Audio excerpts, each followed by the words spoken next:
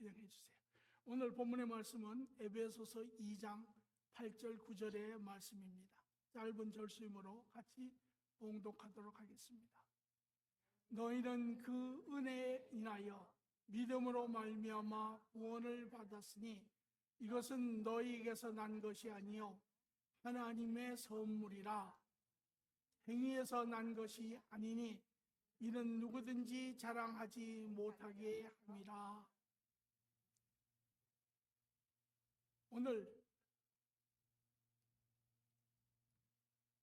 저는 여러분과 복음의 양면성이라고 하는 제목으로 은혜를 나누고자 합니다.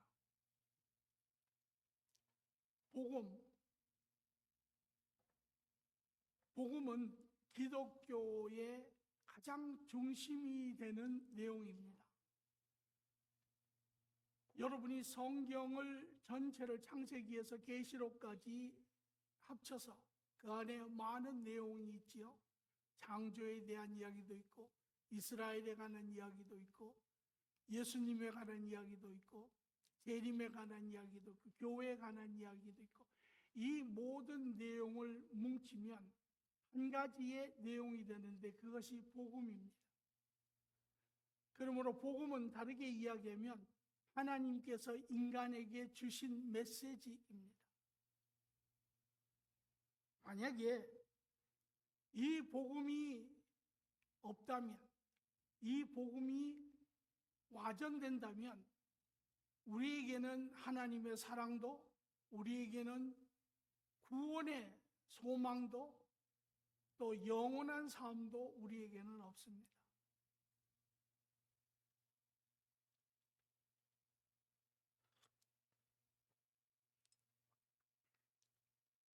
이러한 것이 복음의 일진데 오늘 우리는 주위에서 복음에 대한 우려의 소리를 듣습니다. 하나님은 우리에게 복음을 증거하라 라고 이야기를 하는데 그 역할을 맡은 중심 교회가 또 성도들이 오늘 사람들은 말하기를 복음이 잘못 전하여지고 있다라고 이야기를 합니다. 때로는 교회 안에서도 복음 대신 복받는 이야기, 예수 그리스도를 믿으면 사업이 잘 되고 가정이 잘 되고 자녀가 잘 된다라고 하는 그런 기복의 메시지, 또 아니면 세상에 사는데 세상이 너무 사는 것이 힘들어서 사람들에게 좀 더 긍정적이고 소망이 되는 메시지를 전하려고 애들을 씁니다. 다시 말하면 사람들은 하나님이 인간에게 주시는 음성을 들으려고 하는 것이 아니라 사람이 듣고자 하는 메시지를 전한다라고 하는 것입니다. 그래서 오늘날 많은 사람들이 이 복음이 희석이 되어 간다라고 걱정들을 합니다. 여러분, 복음이 무엇이라고 생각을 하십니까? 여러분이 하나님과 관계하고 말씀을 통하여 정립된 복음은 무엇이라고 생각을 하십니까? 성경에 많은 이야기가 있지만 그것이 한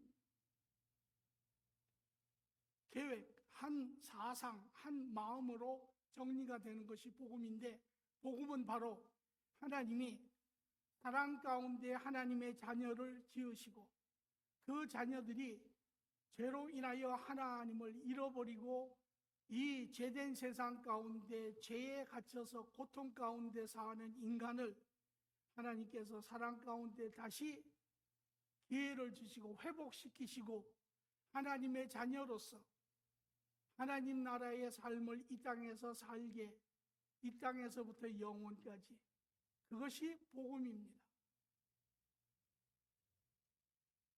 이 복음에는 두 가지의 내용이 있습니다. 우리는 보통 복음하면 일반적으로 얼른 떠오르는 것이 구원을 이야기를 하죠. 그래서 구원을, 예수 믿고 구원을 얻으면 그것이 복음이다라고 이야기를 합니다. 그러나 실상은 복음에는 두 가지의 내용이 있습니다. 이 두 가지의 내용이 합쳐질 때 비로소 온전한 복음이 나타납니다. 첫째는 바로 구원입니다. 구원, 다시 말해서 죄된 인간들이 다시 하나님과 관계를 회복하는 것, 하나님의 자녀로 신분이 바뀌는 것, 그것이 구원이면, 두 번째는 바로 거룩한 삶입니다. 하나님 나라의 일원이 되고 하나님의 자녀가 된 자는 이제 하나님과 더불어 하나님의 거룩한 삶을 사는 것입니다. 그것이 두 번째입니다. 그래서 오늘 저는 복음의 양면성 중에 첫째, 구원에 대해서 여러분과 이야기를 하고자 합니다. 오늘 이 자리에 계신 여러분 중에 구원의 확신을 가지고 주님과 동행하며 사시는 분도 있습니다. 그러나 여러분 가운데 교회는 오래 다녔지만 구원에 대한 확신이 분명하지 않는 분들도 있습니다. 우리 모두는 분명한 구원을 확인하며 주님과 동행하며 살기를 원하지요. 왜? 그리할 때 우리는 이 땅의 삶에서도 주님과 함께 동행하고 주님의 도우심 가운데 우리는 삶을 이기고 또 영원한 삶으로 이어지는 보장된 그런 삶을 삽니다. 그럼에도 불구하고 오늘 구원에 대해서 아주 혼돈스러운 이유가 있습니다. 왜냐하면 주위의 여러 사람들이 구원에 대해서 여러 이야기를 하기 때문에 그렇습니다. 한 예를 들어서 우리 주위에 있는 타종교들은 구원은 인간의 선한 행위로 구원을 받는다라고 이야기를 하죠.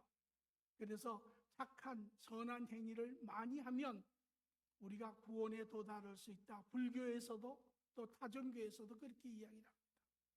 그런데 더 놀라운 것은 기독교의 모태인 천주교에서도 그렇게 이야기를 합니다. 더 이상 믿음으로만 구원을 받기에는 부족하다라는 것입니다. 그러므로 믿음에 합당한 행위가 선한 삶이 나타날 때 비로소 구원에 이른다라고 이야기를 합니다. 오늘 심지어는 개신교 안에서도 어떤 교회의 어떤 목회자들은 믿음을 강조하지만 어떤 사람들은 행위를 더 강조하는 사람들도 있습니다. 이런 행위에 대한 부분들이 우리 오늘 세계를 사는 우리에게는 아주 합당하게 들립니다. 그렇죠? 모든 것이 공평한데 아무런 일도 하지 않았는데 구원을 받는다? 그건 합당하지 않다라고 들릴 것입니다. 그리고 당연히 선한 행동을 함으로 인하여 그 대가로 구원을 받는 것이 옳지 않느냐라고 많은 사람들은 합리적으로 생각합니다. 오늘 여러분 가운데서도 혹 이런 분이 있을 수 있습니다. 제가 예수 그리스도 믿습니다. 죄사함도 믿습니다. 그런데 내 삶을 바라봤을 때 하나님의 말씀을 쫓아 살지 아니하는 내 삶을 봤을 때 과연 내가 하나님에게 속한 자인지 의심스럽습니다 라고 하는 사람들도 있습니다. 여러분 생각에 구원은 믿음으로 아니면 행위로 어떻게 이루어진다고 생각을 합니다. 오늘 저는 바라기는 오늘 이 말씀을 통해서 우리의 실질적인 신앙을 바라보고 우리의 믿음이 점검되고 나아가서는 우리 모두가 분명한 이해 가운데 하나님의 구원에 동참하는 역사가 있기를 바랍니다. 오늘 우리가 읽은 본문의 말씀 에베소서 2장 8절 9절의 말씀은 성경에 있는 많은 구원에 관한 절수 중에 하나입니다. 제가 이 절수를 택한 것은 이 절수는 하나님과 인간 사이의 구원의 관계를 좀 더 자세하게 보여주고 있습니다. 성경에 있는 다른 모든 절수도 이와 서로 상호 관계를 맺고 있는 것입니다. 오늘 이 본문의 말씀은 네 가지의 이야기를 우리에게 하고 있는데요.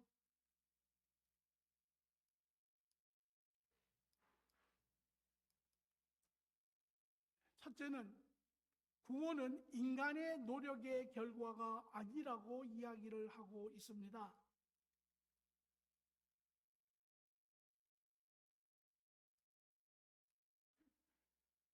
오늘 8절을 보니 이것은 너희에게서 난 것이 아니요. 오늘 우리는 여전히 많은 사람들은 정확한 그런 우리의 구원에 대한 내용을 바로 이해하지 못하기 때문에 혹시 행위로 우리가 얻을 수 있는 것인가 그렇게 생각을 할 수가 있습니다. 그러나 구원은 인간의 노력으로, 인간의 선한 행위로 절대 얻을 수 있는 것이 아닙니다. 왜 그럴까요? 우리가 그 내용을 한번 보겠습니다. 하나님께서 아담과 이브를, 인간의 첫 조상인 아담과 이브를 만드시고 하나님의 사랑과 사랑의 관계 안에 그들이 살았지요. 창세기에 우리가 볼 수 있습니다. 그러나 그들이 하나님 앞에 죄를 짓지요. 그 죄를 지음으로 인하여 그들에게 두 가지의 일이 일어나는데, 하나는 하나님과 관계가 끊어졌습니다. 우리 인간은 실질적으로 그 순간부터 하나님을 잃어버렸습니다. 그 결과로 오늘날에도 모든 사람들은 하나님은 없다라고 이야기를 하지요. 두 번째로는 하나님과 관계가 끊어졌을 뿐만 아니라 아담과 이브에게는 죄성이라는 것이 들어왔습니다. 그 죄는 하나님을 거역하는 것입니다. 하나님을 대적하는 것입니다. 하나님의 형상과 속성이 다르습니다. 이제 자기 중심적인, 자기가 삶의 주인이 되는 그러한 속성입니다. 그러므로 아담과 이브에게 본질적인 속성이 이제 변절되었습니다. 타락이 왔습니다. 그리고 이 타락은 아담으로부터 이 땅에 나온 모든 후손들이 다 죄성을 가지고 태어났습니다. 여러분도 죄성을 가지고 태어나고 저도 마찬가지고 여러분의 모든 사랑하는 자녀들도 다 죄성을 가지고 이 땅에 태어났습니다. 여러분 아이들을 보십시오. 여러분의 아이들을 보면 그 아이가 죄성이 있는지 없는지 여러분 금방 알 수 있습니다. 아이들은 절대 부모를 배려하지 않습니다. 아이들은 부모들이 어떠한 일을 하는데 신경을 써주지 않습니다. 모든 것이 자기만을 위한 것입니다. 자기가 배가 고프면 울고, 자기가 원하는 것을 갖지 못하면 소리 지르고, 이것이 우리 모든 인간이 이 땅에 오는 방법입니다. 아이들이 어렸을 때 아름답게 보이지만 외적으로는, 그러나 내적으로는 그들은 결코 순수하지 않습니다.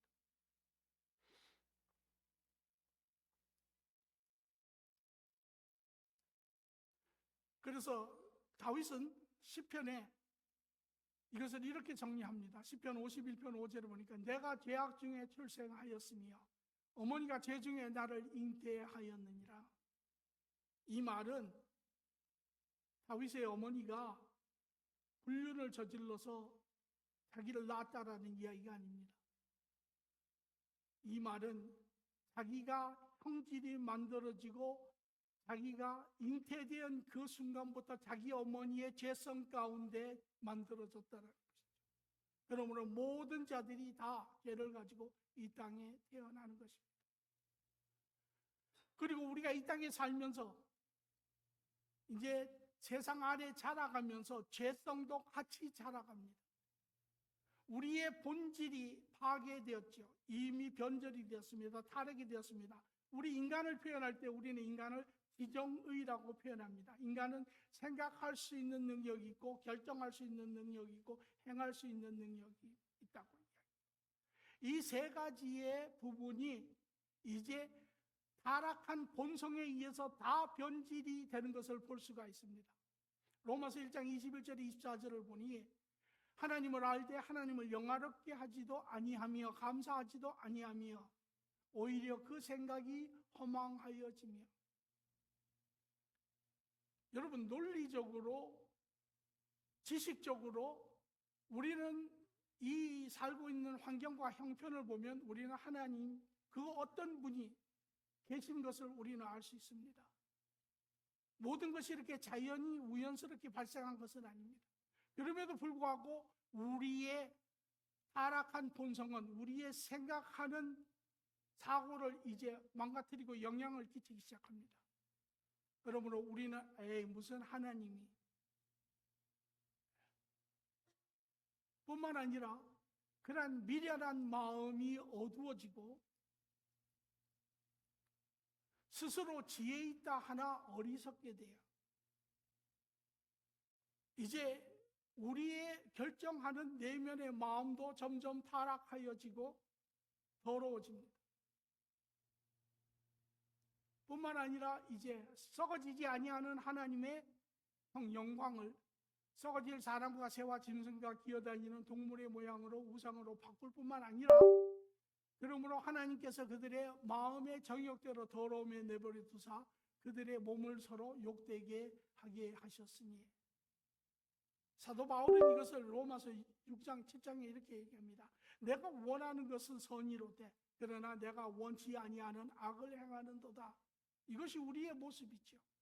우리 모두도 고백을 한다면 내가 원하는 것은 이것이 아니고 내가 원하는 것은 바른 것이나 내가 원치 아니하는 말을, 내가 원치 아니하는 행동을 통해서 서로에게 아픔을 주고 서로에게 상처를 주고 그리고 후회하는 그러한 삶을 사는 것이 오늘날 우리의 모습입니다. 이것은 무엇을 이야기합니까?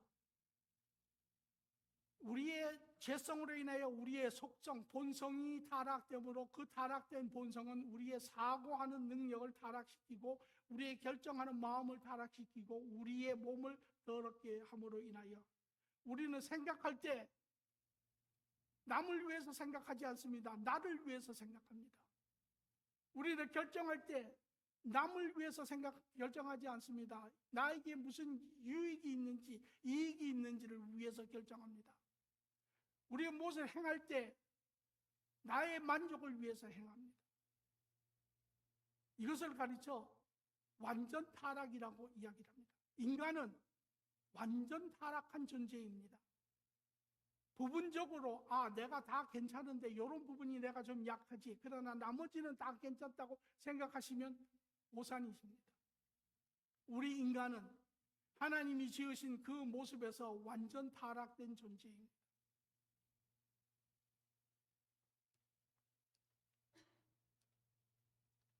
그래서 성경은 이렇게 얘기합니다. 로마서 6장 17절에 보니 하나님께 감사하리로다. 그러나 너희가 원래 본래의 죄의 종이었더니. 우리는 완전한 타락을 통해서 지정의가 타락되었고 본성이 그러므로 우리가 하는 모든 것은 죄가 우리를 끌고 가는 대로 우리는 행한다는 것입니다. 오늘 스스로 우리가 한번 돌아봐야 합니다. 과연 나는 정말 내가 생각하는 것이, 내가 결정하는 것이, 내가 행하는 것이 과연 남을 위한 것인가?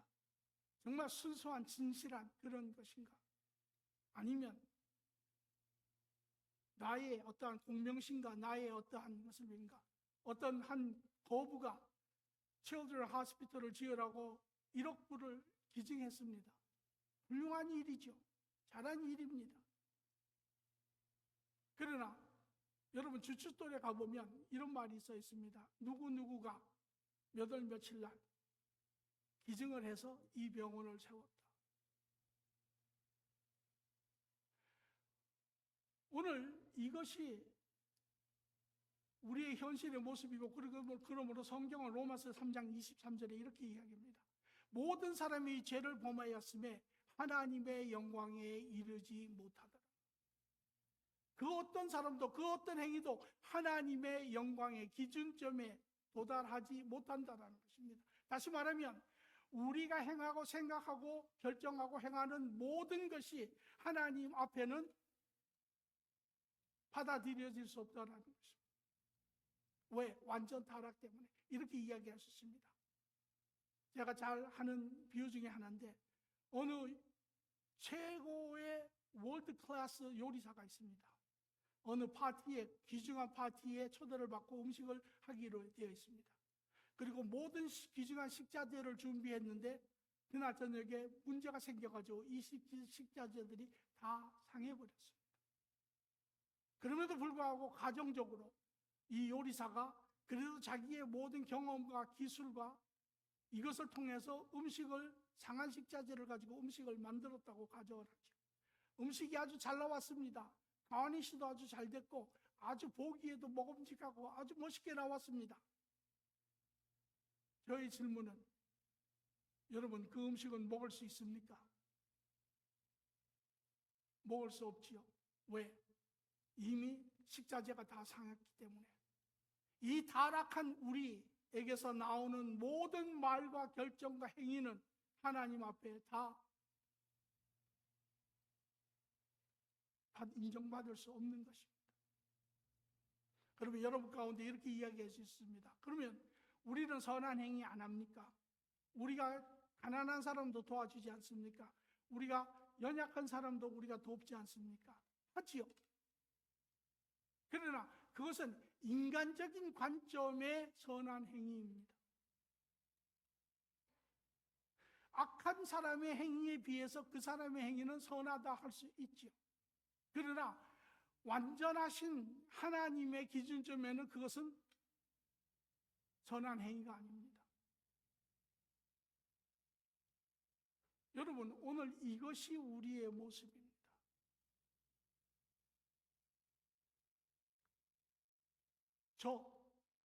저는 그런 사람입니다.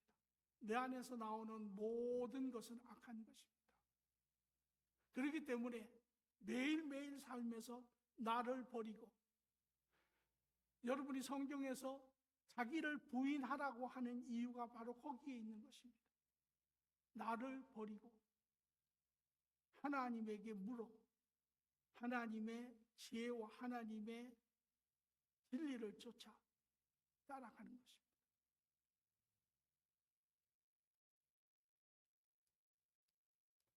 그러므로 완전 타락한 인간은 그 안에서 선한 행위를 할 수 없습니다. 하나님이 인정하시는 선한 행위를 할 수 없습니다. 다시 말해서 인간은 자기 스스로 선한 행위를 통하여 자기를 구원할 수 없습니다. 뿐만 아니라 인간은 자기의 선한 행위를 통해서 다른 어떤 사람도 구할 수 없습니다. 모든 인간은 다 타락하고 자기의 죽음으로 자기의 죄값을 지불하게 되어 있습니다. 그러므로 구원은 인간에게서 나올 수 없습니다.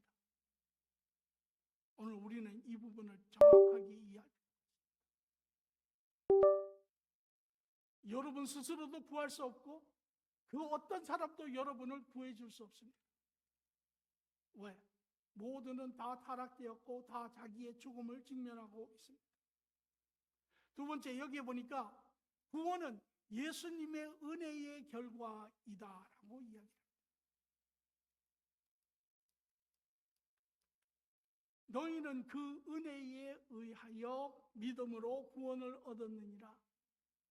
하나님의 은혜입니다.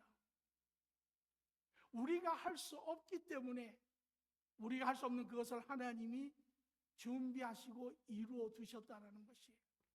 하나님의 계획을 한번 보겠습니다. 우리가 에베소서 1장 4절 5절을 보니 곧 창세 전에 그리스도 안에서 우리를 택하사 우리로 사랑 안에서 그 앞에 거룩하고 흠이 없게 하시려고 그 기쁘신 뜻대로 우리를 예정하사 예수 그리스도로 말미암아 자기의 아들이 되게 하셨으니, 하나님이 원하셨습니다. 처음부터 하나님의 자녀를 원하셨습니다. 사랑의 관계를 원하셨습니다. 완전한 삶을 원하셨습니다. 그러나 그 창조의 역사를 시작하기 전에 그것이 하나님이 원하시는 것이었고, 한 걸음 더 나아가 하나님은 그 인간이 창조된 후에 죄를 짓는 것도 아셨습니다. 그리고 하나님이 여기에 큰 딜레마가 있습니다.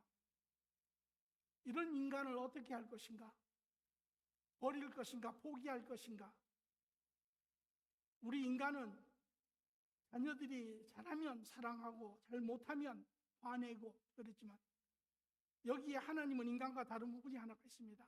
하나님은 사랑을 가지신 분이 아니라 하나님은 사랑이십니다. 그분의 본체세요. 그러므로 하나님은 사랑이라고 하는 마음의 렌즈를 통해서 항상 보시고 생각하시고 행동하세요. 하나님은 오늘 본문의 말씀처럼 죄 짓는 인간을 보시고 하나님의 결정은 사랑 가운데 인간을 구원하시겠다라는 것입니다. 다시 그들을 회복시키겠다라는 것입니다. 그 사랑의 관계를 다시 이루어내시겠다라는 것이에요. 자, 여기에 문제는 또 하나가 있습니다. 그러나 하나님은 사랑의 하나님이지만 공의의 하나님이시기도 해요. 하나님은 진리 그 자체세요. 그러므로 하나님은 우리의 잘못에 대한 대가를 반드시 물으세요. 인간에 대해 죄값을 물으시는 하나님이세요. 그러면 인간이 죄값은 우리가 오늘 외운 것처럼 죄값은 사망이에요. 우리가 인간 중에 죄값을 지불할 사람은 아무도 없습니다. 그러므로 하나님이 그 하나님의 사랑의 생각을 동의하신 분이 있는데 그분이 예수님이세요. 그분은 죄 없는 온전하시고 완전하신 하나님이심에 그분이 인간의 죄값을 대신 지불하실 수 있는 분이세요. 그리고 그분이 이 땅에 인간의 몸으로 오셔서 우리가 죽어야 할 십자가에 대신 자기의 몸을 주심으로 인하여 죄를 사하신 것입니다. 그래서 마태복음 20장 28절에 인자가 온 것은 섬김을 받으려 함이 아니요 도리어 섬기려 하고 자기 목숨을 많은 사람들의 대속물로 주려 함이니라. 이것을 하셨죠. 그리고 하나님과 인간 사이에 있는 벽을 허무시고 이제 하나님의 자녀로서 다시 관계를 회복시키는 것이 에베소서 1장 13절 14절에 보면 곧 너희 구원의 복음을 듣고 그 안에 또한 믿어 약속의 성령으로 인치심을 받았으니 이는 기업의 보증이 되사 그의 얻으신 것을 속량하시고 그의 영광을 찬송하게 하려 하심이라. 성령이 우리 안에 들어오심으로 인하여 우리의 죄가 사하여짐을 알게 하시고 성령이 우리 안에 들어오심으로 인하여 우리가 하나님의 자녀가 되었음을 확증하시고 뿐만 아니라 우리의 다음 세상이 보증되어 있는 것을 우리에게 알게 하시는 것입니다. 그러므로 구원은 인간의 노력으로 이루어지는 것이 아니라 하나님이 전폭적으로 삼위일체 하나님께서 계획하시고 예수님께서 실행하시고 성령님이 완성하심으로 삼위일체 하나님이 이루신 하나님의 구원이십니다. 그 누구도 이 구원을 이룰 사람이 없습니다.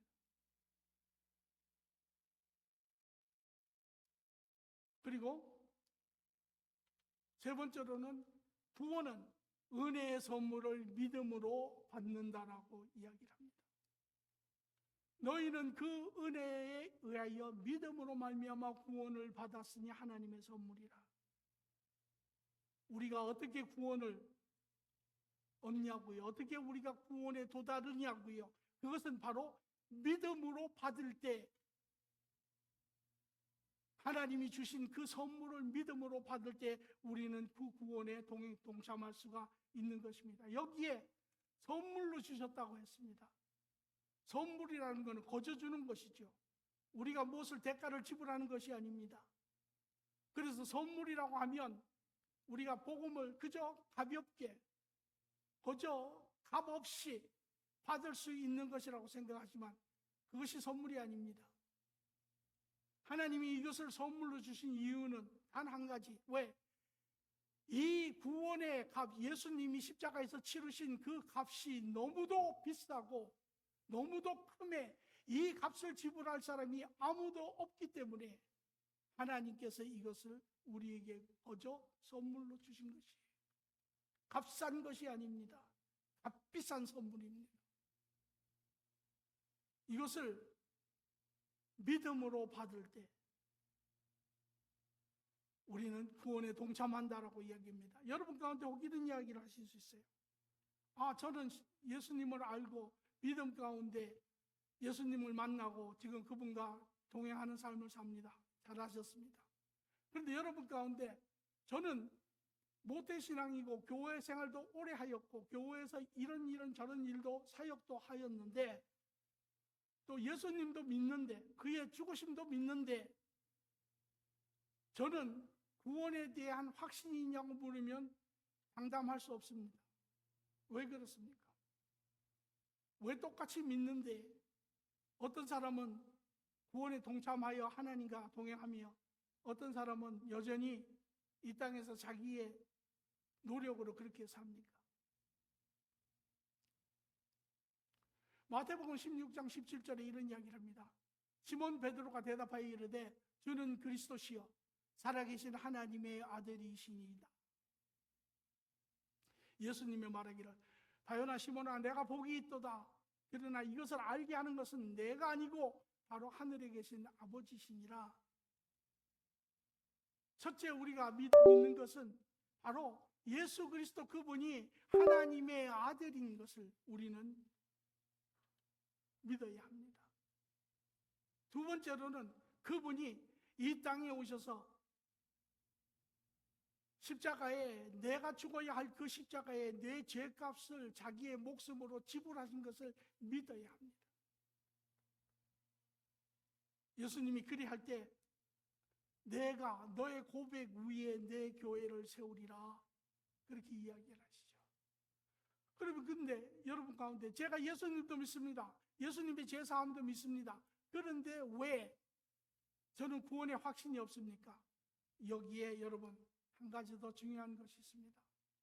요한복음 1장 12절에 영접하는 자, 그 이름을 믿는 자에게는 하나님의 자녀가 되는 권세를 주었느니라.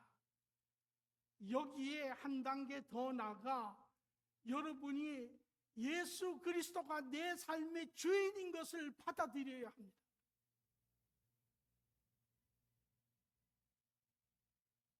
여러분 가운데 혹 우리 교인 중에 어떤 사람이 아주 급한 일이 생겼습니다. 교회 길에서 교통사고가 나든지 아주 삶에 급한 일이 생깁니다.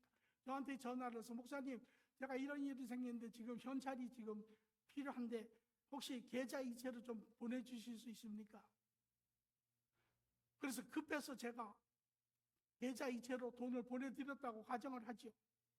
그런데 문제는 이 사람이 이 계좌 이체가 된 돈을 은행에 가서 찾지 아니하면 그 돈은 그 계좌에 그대로 남아있고 자기에게는 아무런 유익함이 없습니다. 오늘 예수님이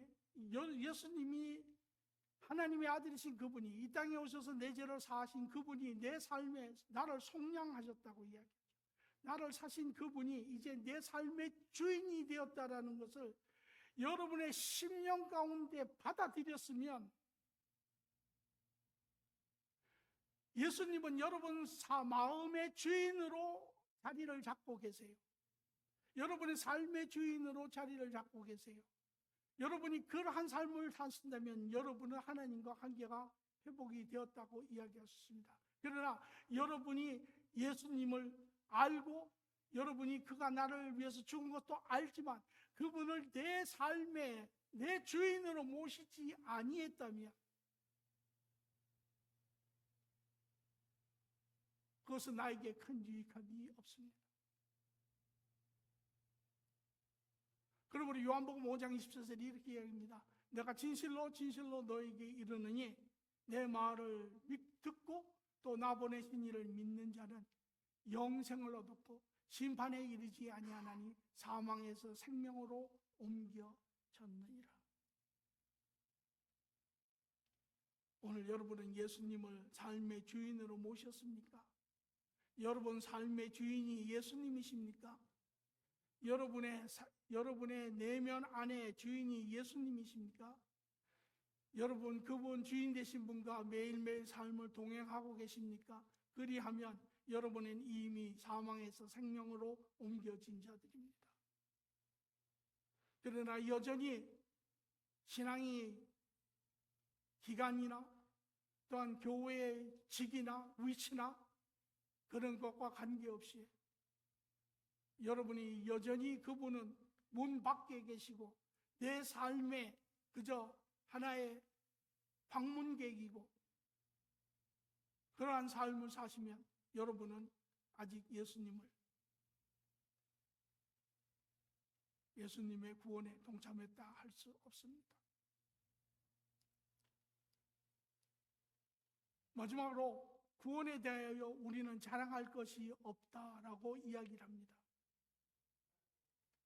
우리가 가끔 그런 사람을 봅니다.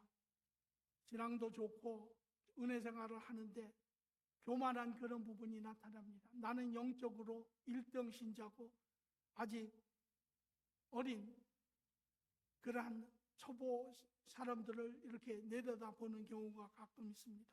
그러나 여러분, 구원은 내 노력으로 얻었다면 내가 자랑할 것이 있습니다. 그러나 구원은 내 노력이 아니라 하나님의 은혜로 우리가 얻은 것입니다. 그러므로 우리는 아무것도 자랑할 것이 없습니다. 오히려 감사하며 그 받은 감사를 나누어 하나님의 뜻을 이루게 하는 것이 바로 성도의 바른 자세라 볼 수 있습니다.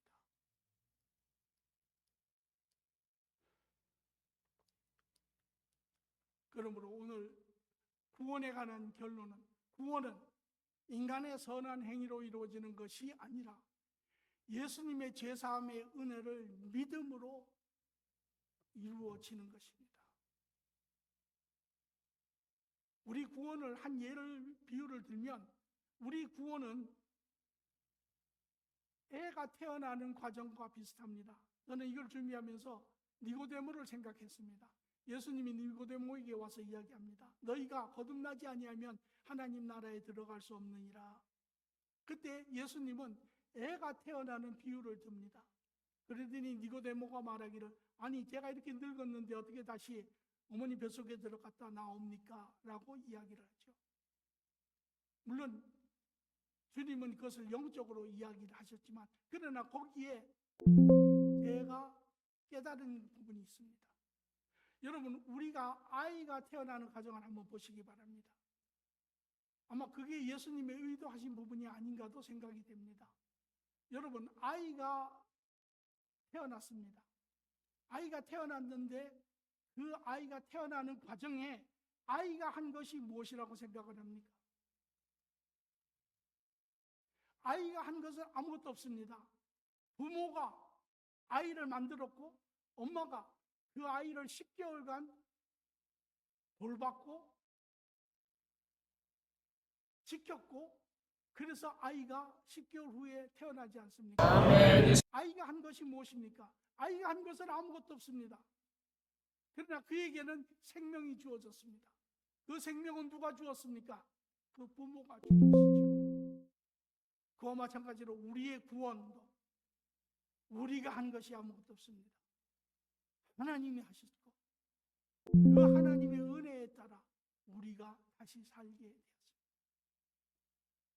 이것이 복음의 첫 번째 복음, 구원입니다. 오늘 여러분이 이미 예수를 삶에 모셨고 그분과 동행하는 삶을 사는 자, 복된 자입니다. 여러분은 복음의 내용을 이해하는 자입니다. 혹 여러분이 오랜 신앙생활을 했지만 이제까지 그 복음이 무엇인지 여전히 내 노력으로 또 외부에서 들리는 그러한 생각으로 여러분이 생각을 하셨다면 괜찮습니다. 왜? 지금은 복음이 선포되고 있는 시간입니다. 오늘 저는 여러분 모두가 이 복음의 이야기를 들으시고 오늘 현실 가운데 내 삶 가운데 예수 그리스도를 만나는 축복이 여러분 모두에게 있기를 간절히 축원합니다. 좋으신 아버지 하나님 감사합니다. 이제 하나님의 계획 가운데 때가 심히 가까운 때에 여전히 복음의 메시지는 하나님 선포되고 있게 하시고 오늘도 우리 공동체 복음의 메시지를 통하여 하나님의 구원의 소식을 들었습니다. 하나님 앞에 겸손하고 정직한 마음으로 서게 하시고 나를 하나님 보게 하시고 어디에서 주님을 놓쳤는지 깨닫게 하시고 오늘 이 시간 진실된 마음으로 예수 그리스도를 내 삶에 모시는 그러한 놀라운 축복이 각인의 심령 가운데 있게 주님 축복하시고 다스려 주시옵소서. 감사함이 예수님 이름으로 기도합니다. 아멘.